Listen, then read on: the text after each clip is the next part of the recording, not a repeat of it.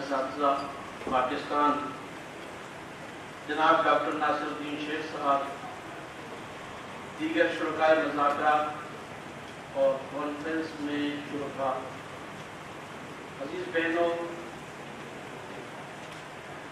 میرا تعارف کچھ بھی نہیں سوائے اس کے کہ تنظیم اساتذہ پاکستان کے ان 50 سالوں میں 17 سال تک بحیثیت صدر خدمت سر انجام دینے والے حافظ وحید اللہ خان کا بڑا صاحبزادہ اور انتہائی معزز محترم مکرم اپنے اساتذہ اکرام میں سے محمد فاروق صاحب کا شاگرد، مجھے یاد ہے کہ بچپن میں ہم اپنے اساتذہ اکرام کو اور والد صاحب کے احباب میں بھی شامل تھے، چچا جان کہا کرتے تھے، ان کے گھر بھی جایا کرتے تھے ٹیوشن لینے پڑھنے کے لیے، اور یہ وہ بزرگ ساتھی ہوا کرتے تھے ہمارے والد صاحب کے، پروفیسر ارشد جمیل صاحب مرحوم، چودھری محمد سعید صاحب، انہوں نے پڑھانے کی ظاہر ٹیوشن فیس تو ہم لوگوں سے کبھی نہیں دی، وہ اپنے بھائی کے بچوں کی طرح ہمیں گائیڈ کرتے رہے۔ اس وقت جو موضوع ہمارے سامنے ہے مذاکرے کا، مجھے اس سے قبل اس مذاکرے میں اس طرح سے شریک ہونے کی اطلاع نہیں تھی، لیکن دوستو بات یہ ہے کہ افراد کے ہاتھوں میں اقوام کی تقدیر، اس بات کو، اس جملے کو، ان سنہری حروف کو اگر سمجھا ہے تو جماعت اسلامی کے بانی سید ابوالعلا مودودی رحمۃ اللہ علیہ، جنہوں نے 1969 میں تنظیم اساتذہ کی بنیاد اسی وجہ سے رکھی کہ معاشرے کا سب سے بہترین عنصر یا ڈرائیور کی سیٹ پر بیٹھنے والی اگر ہستی ہو سکتی ہے تو وہ استاد کی ہو سکتی ہے، جو قوم کو کسی جانب بھی موڑ کر لے جایا کرتی ہے۔ اور اس بات کو سمجھتے ہوئے 1969 میں تنظیم اساتذہ کی بنیاد جب رکھی گئی تو اس کے بعد ابتدائی وہ افراد جنہوں نے اپنی پوری زندگیاں اس کام کے لیے وقف کر دی، مجھے یاد ہے کہ غالباً شاید 1970 میں والد محترم کو شفٹ کیا گیا لاہور تنظیم اساتذہ کے مرکز کے لیے، اور ہم کیونکہ اس وقت پرائمری اسکول کوئی تھے، چھوٹی عمر تھی، میرا خیال ہے 10 سال عمر ہوگی میری، میں 1959 کی پیدائش ہوئی اور انشاءاللہ اسی سال 11 مہینے میں ریٹائر ہو جاؤں گا۔ تو تنظیم اساتذہ کو ہم بچپن سے جانتے تھے، اور اس کی کچھ وجہ کیا ہوتی تھی وہ سن لیجئے۔ یہ میز تنظیم اساتذہ کی ہے، یہ الماری تنظیم اساتذہ کی ہے، یہ کاغذ تنظیم اساتذہ کے ہیں، ان کو حافظ صاحب کے بچے یا بیوی استعمال نہیں کر سکتی، کیونکہ یہ امانت ہے۔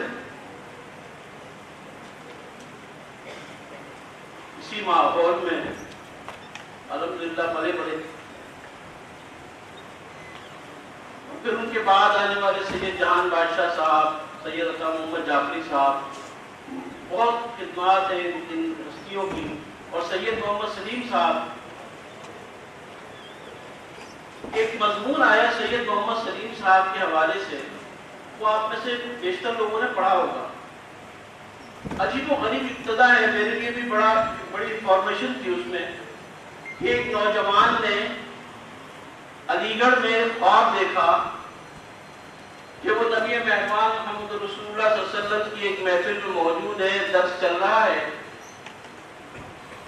اور وہاں ایک ہندوستانی جوان بھی بیٹھا ہے جو بڑے شغف کے ساتھ اس کو سن بھی رہا ہے اور لکھ بھی رہا ہے۔ وہ خواب اس کے بعد ختم ہو گیا، اور وہ نوجوان جس نے خواب دیکھا تھا وہ یہ سید محمد سلیم صاحب تھے۔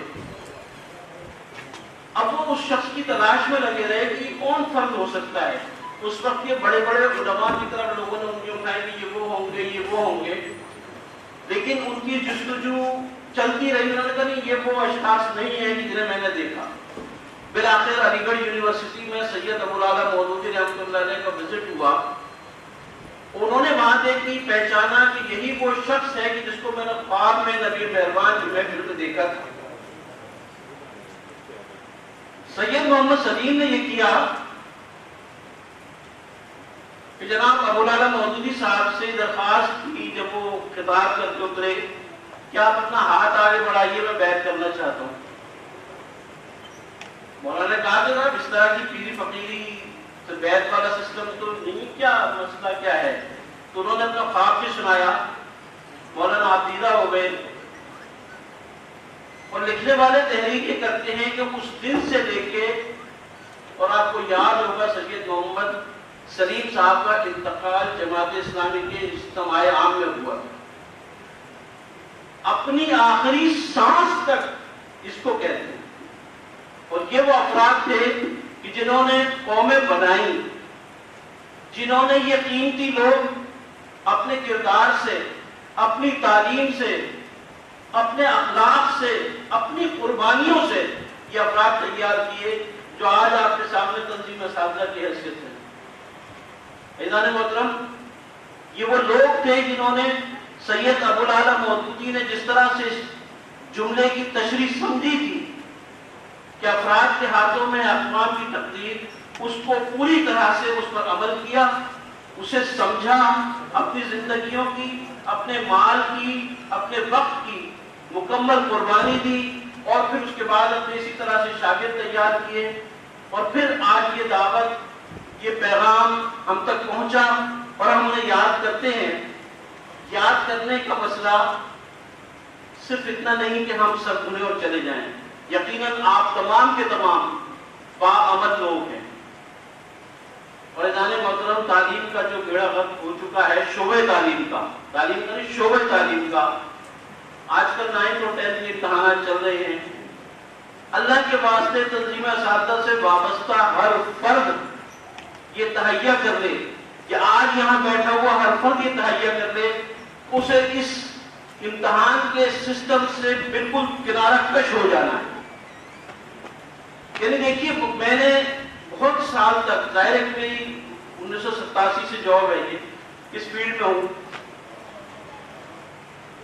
بہت سال تک کوشش بھی کی کہ یہ اپنا حصہ بٹانا چاہیے، ہمیں کوشش کرنی چاہیے، لیکن ہم ایک پرزہ بن کر رہ جاتے ہیں. اور پوری میری سروس میں 1987 سے لے کے آج 2019 جب میں ریٹائرمنٹ کے قریب ہوں، میرا خیال ہے کہ 9th 10th کے سینٹرز میں سے 3 ڈیوٹیاں میں نے کی ہیں، اور میں نے ڈیوٹی کے لیے منع کبھی نہیں کیا. ایک مرتبہ سکھر میں سی ایس نے کہا کہ تب ڈیوٹی سب کو کرنی ہوگی، میں نے کہا یہ حاضر ہے. لیکن پہلی ڈیوٹی کے بعد انہوں نے ہاتھ جوڑ لیے، کہتے ہیں کہ اس طرح کی ڈیوٹی نہیں چاہیے. میں نے کہا یہ ڈیوٹی تو یہی ہوتی ہے. اسی طرح سے اس کراچی کے اسکول میں 2 مرتبہ کچھ سب کو ڈیوٹی کرنی ہے، اچھا جی کرنی ہے، لیکن یہ ہے کہ دونوں مرتبہ یہ ہوا کہ انہوں نے ایک ڈیوٹی کے بعد کہا کہ درخواست کیجیے اب آپ کو رہنے دیجیے. اس مرتبہ سیکٹری کے زبانی آرڈر کے تحت ڈیو نے باقاعدہ آرڈر نکالا کہ ہر فرد حاضر رہے گا اور ڈیوٹی کرے گا. پرنسپل نے وہ آرڈر گھمایا، اسٹاف روم میں ہرکارے بھیجے اور یہ کہا کہ اجمل بھائی صاحب کے علاوہ باقی سب کو بلا لاؤ. ڈیوٹی کو منع نہیں کیا، اللہ گواہ ہے، لیکن آپ ڈیوٹی کر سکتے ہیں تو کیجئے. اور ڈیوٹی وہی ہے کہ آپ کی روزی حرام. آپ کی ڈیوٹی کیا ہے؟ امتحان میں نقل نہیں ہونے دینی. بس اگر آپ اس پر ڈٹ جاتے ہیں تو آپ کو سسٹم خود بخود یا تو کنارہ کش کر دے گا، ورنہ آپ بالادست ہو کے کام کریں اور اس کو پوری طرح کنٹرول کریں جہاں کنٹرولنگ اتھارٹی ہے، اور اپنی حیثیت کو بنوائیں. تبھی ہم اس کے مزداق ہو سکتے ہیں کہ افراد کے ہاتھوں میں ہے اقوام کی ترقی. تبھی ہم ایک قوم تیار کر سکتے ہیں. اللہ تبارک و تعالی ہم سب کو نیک اعمال کی توفیق عطا فرمائے. اللہ تبارک و تعالی ہم سب کو بہترین مسلمان استاد بن جانے کی توفیق عطا فرمائے. وما علینا الا البلاغ.